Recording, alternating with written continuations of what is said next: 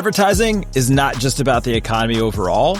It's trying to figure out where things are going with the economy, with the ad industry, and getting there before the headlines catch up. Every week, billions of dollars move across media platforms, quietly shaping what we see, what we're buying, and which businesses are winning or losing. But a lot of the times, that signal is buried deep within the data, and it requires going in, pulling it out, and trying to figure out where the market is headed. That is what Media Monitor is all about. Making sense of those shifts that are shaping advertising, media, and consumer behavior using real data, not guesswork. Every episode, we're going to break down what's happening in the market. We're going to see what has happened, why it's happened, and ultimately what it matters for brands, advertisers, publishers, and figuring out where things are going. Sometimes we're going to go deep into the numbers. Sometimes Sean and I are going to react to the news. And sometimes we're going to try to predict what's coming next. But it's always going to be the same. We're always going to be reducing uncertainty and trying to make people, you, make smarter decisions about today and tomorrow. So if you work in media, marketing, or advertising, or you simply want to understand how the industry works behind the scenes, then this show, totally for you. This is Media Monitor, powered by Guideline.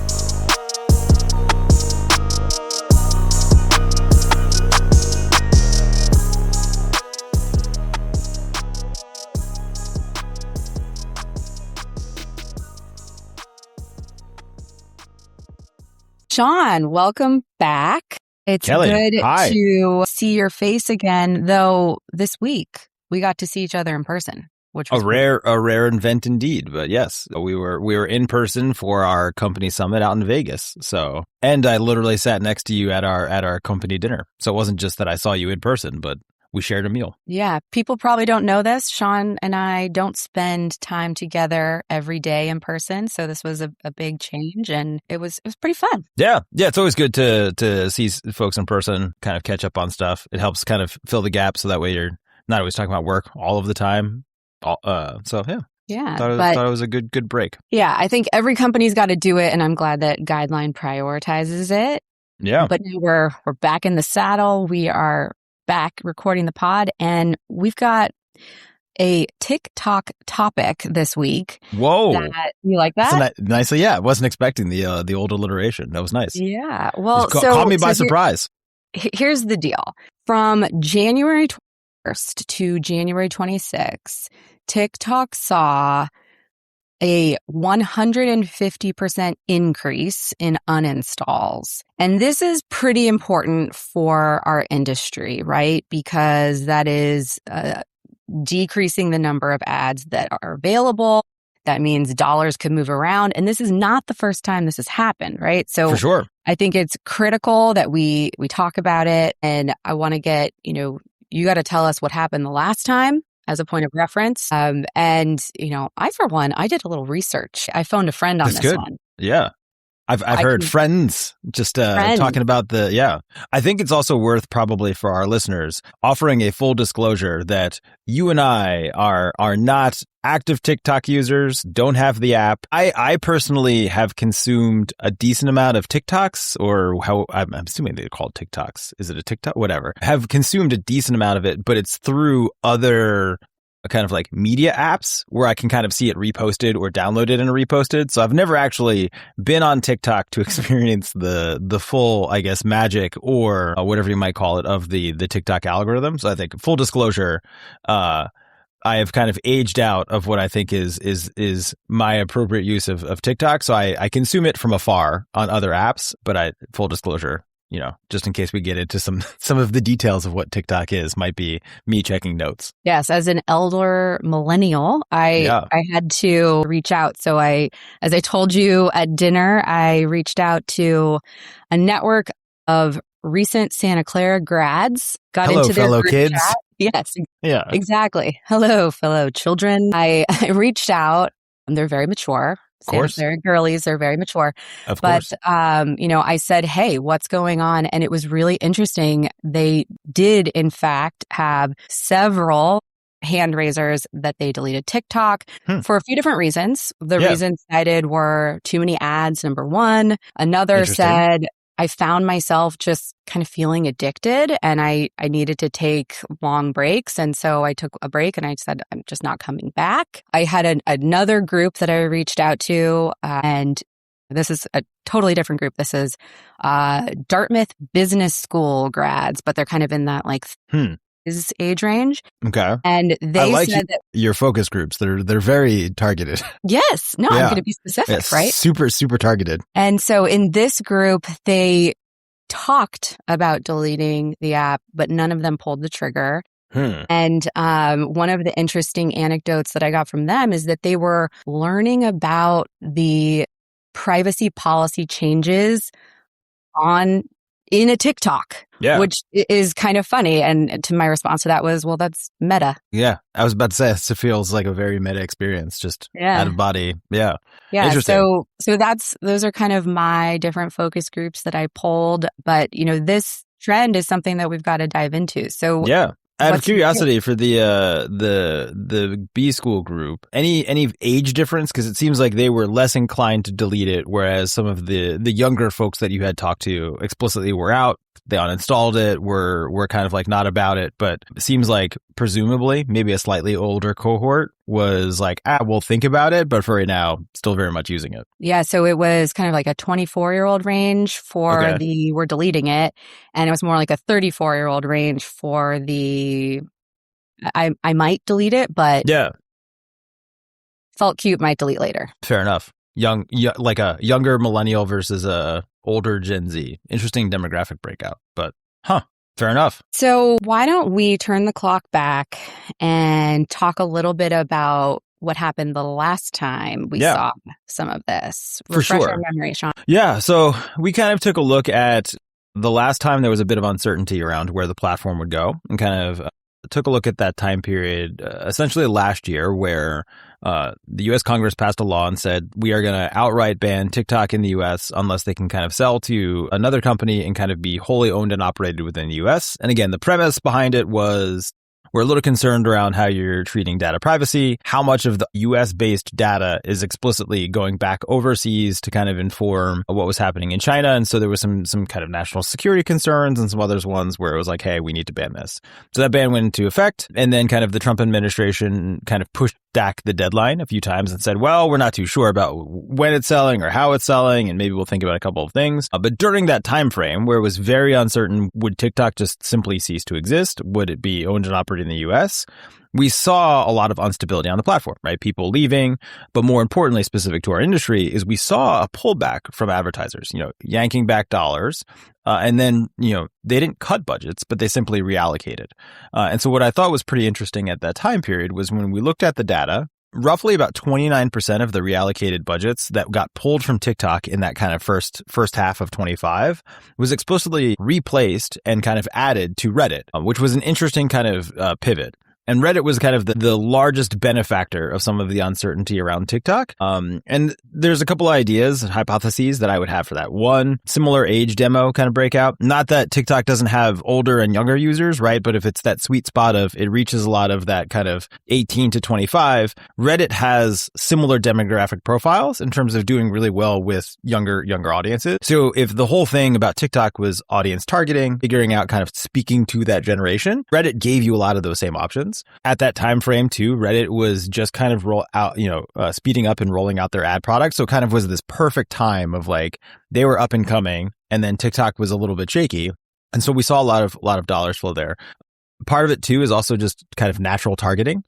You don't have to do a lot on Reddit to target because so much of the platform is contextual, right? If I'm going to subscribe to a subreddit, it's because I explicitly want to know about that content. And so if I subscribe to like a cleaning subreddit or a tidy subreddit, including cleaning products as an ad is pretty much a no-brainer. Everyone there is interested in those things. So like, I don't need a lot of audience targeting to get me there. TikTok offers something similar in terms of like how you're kind of feeding the algorithm what you like and et cetera, where it's again easier from a context perspective to understand what it is that you're consuming and kind of have that right fit of ads. Seems like you wanted to jump in there. No. I was just remembering our discussion about folding fitted sheets when you referenced cleaning materials. So I know that was a good pullback. Yeah. It's a near and dear one to your heart.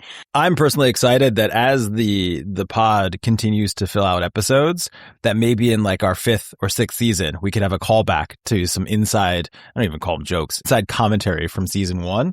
That's how you know you're on a good podcast, when it starts to do some solid callbacks. So we'll have to bring back the fitted sheet at some point. So I think that totally makes sense. Did we see dollars shift anywhere other than Reddit? Yeah. So kind of very close second, about 25% of kind of those reallocated budgets went to Meta. And again, kind of intuitively, you figure that within Meta, a lot of that's flowing to Instagram, not as young as TikTok, but still kind of skewing a little bit younger, still has a little bit of that curated experience. So kind of more of a natural fit in terms of reallocation of dollars. And then there was like a few other pieces of essentially a little less than half that kind of went to a couple of other platforms. But I think if we're kind of fast forwarding again back to today, to your earlier comment, right? 160,000 uninstall, or sorry, 150% increase off of a potentially low base is not necessarily a huge threat to TikTok, right? They're going to exist. I think it's more about narrative, and it comes at a bad time because it also comes at a time where, to your earlier point too, right? Privacy policies have changed. Folks are unsure exactly under new leadership what exactly is going to happen on the platform. Is the algorithm going to change? What type of content will change? What is the type of content moderation going to happen, et cetera? So there's a lot of unanswered questions that I think folks are a little bit unsure. So if you take that and frame it more as this is a story of like instability and kind of just a lack of clarity, then you do actually end up being in a similar type situation as you were a year ago of folks being a little uncertain. And so advertisers don't really like uncertainty, right? Advertisers want stability. They want to kind of go out and advertise their product. They want to know that their ads are kind of getting to where they need to be and not a lot of drama behind it. So I actually wouldn't be surprised if there was a similar challenge threat that we see from a year ago happening to today. Maybe not as grand, right? Because like an advertiser doesn't want to be stuck holding the bag if they spend millions and then the business goes sideways. That's not going to happen today, but there might be kind of a corresponding pullback as advertisers kind of take another wait and see approach. And if they do, I wouldn't be surprised if it was the Reddits, the Instagrams of the world that end up doing all right with some of those reallocated budgets. Yeah, one of the interesting just nomenclature things from kind of that younger 24-year-old group. The kids. They said they switched. They didn't say, they said, I'm deleting my TikTok. And instead of saying, I'm deleting my TikTok, they said, I switched to Reels, which I thought was really interesting because it wasn't I switched to Instagram. It was specifically, I still need Reels. These short form videos. Yeah. Like, am conditioned to want to see that type of content versus static images. Yeah. So, that was interesting to me. And then in the kind of the group contingent there, who wasn't as quick to delete, a comment that was made was a lot of the content creators are posting content noting that they're having to repost their content because it's being deleted, which kind of gets to that censorship component, right? For sure. And that they're kind of changing the way that they post it to skirt the deletion. They're doing voiceovers versus putting it in the text. So I thought that was pretty interesting, these different groups and those type of details are where you really see what's happening. The switch to Reels, that was quite a comment, right? Yeah, you need for sure. Video. Yeah. And what's interesting too is like that's also on the heels of last week Paramount saying that they're going to introduce short form content into their streaming platforms. Disney to be determined, but the whole, kind of OpenAI arrangement, thinking about like AI generated content, you figure that that's also going to be some sort of like short form component as well. So it seems like, a lot of the bigger players are taking note and trying to recreate. The thing that I would flag is not that I'm an industry expert and this is not consulting advice, but like if you're just trying to recreate the magic of TikTok and thinking that it's short form and short form alone on your platform, my guess is that it's going to fall short in terms of user adoption, excitement by advertisers, et cetera. It has to be something that's compelling, unique, and interesting. I don't think TikTok is where it is today simply because it has short form snackable bites, right? That's not the draw. It's certainly a component of it, right? But it's the curation, right? Which I've heard a lot is you get a much better kind of curation of the types of content being served your way. There's a certain kind of look and feel to a TikTok video, right? There's a certain AI kind of voiceover that's unique and specific to TikTok. The kind of the flashing in and out of text, right, is like a unique TikTok feature that you don't necessarily see on like YouTube Shorts. So it is interesting that the industry is pivoting this way. My one note of caution is like, just because short form is now going to appear elsewhere doesn't mean you're going to get the same boost, engagement, etc. on the TikTok piece. Exactly to your comment on like some of the younger folks are switching to Reels. Yeah. And one of the things I'd love to encourage here is some engagement. So if you have a take on this and you're experiencing it in a different way than my 2 focus groups, comment, let us know, email us. We want to hear about it. And the other thing, Sean, I think we really missed an opportunity of filming a TikTok dance when we were in Vegas. I don't know if I would call that a missed opportunity.